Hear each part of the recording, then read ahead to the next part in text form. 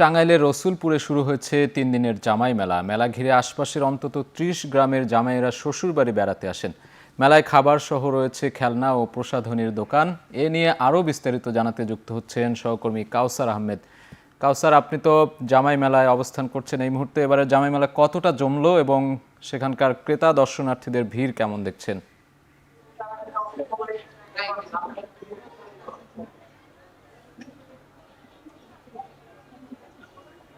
সাজিদ, সকাল এবং দুপুরের পর থেকে এখন বিকেল গড়িয়েছে।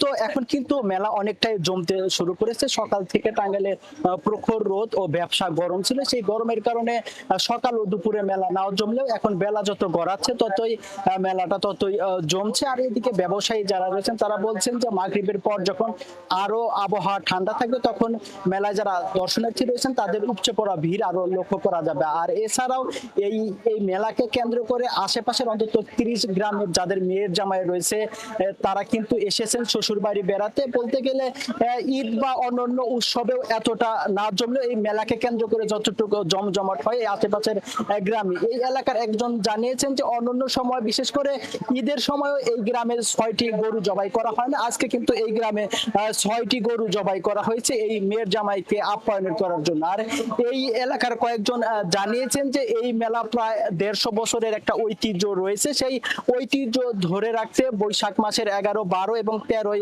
বৈশাখ এই মেলার আয়োজন করা হয়ে থাকে। আর এই মেলাকে কেন্দ্র করে যারা মেয়ের জামাই আসেন শ্বশুর বাড়ি, সেই শ্বশুর বাড়ির পক্ষ থেকে কিছু টাকা দেওয়া হয় মেয়ের জামাইকে এবং পরবর্তীতে জামাই আর কিছু টাকা দিয়ে মেলা থেকে তারা হরেক রকমের খাদ্য সামগ্রী আর এছাড়া অনেকেই ফার্নিচার সামগ্রীও কিনে থাকেন। আমার পিছনে দেখতে পাচ্ছেন যে বিভিন্ন খাবারের দোকান বসেছে, বিশেষ করে মিষ্টির দোকান, জিলাপির দোকান, চমচমের দোকান, রসগোল্লা সহ বিভিন্ন মিষ্টি জাতীয় আখরি এবং এছাড়াও কিন্তু অন্যান্য যে পণ্যগুলো রয়েছে মেলা গ্রামীণ মেলা সেগুলো এখানে উঠেছে। তবে এই মেলায় যারা এসেছেন তারা বলছেন যে দাম অন্য বাইরে যেরকম দামে কিনতে পারছেন এই মেলায় ঠিক একই দাম, কিন্তু এই মেলা কেন্দ্রে কিন্তু দাম খুব একটা বেশি নয়। আর এই মেলার আয়োজক কমিটি বলেছেন যে এই মেলায় শুধু প্রায় ৫ শতাধিক ব্যবসায়ী রয়েছে। আগামী ২ দিন সহ আজকে মোট ৩ দিনে প্রায় ২ কোটি টাকার উপরে বাণিজ্য হবে। আর এই মেলায় যাতে আইন শৃঙ্খলা নিয়ন্ত্রণে রাখে সেই জন্য পুলিশ সহ আইন শৃঙ্খলা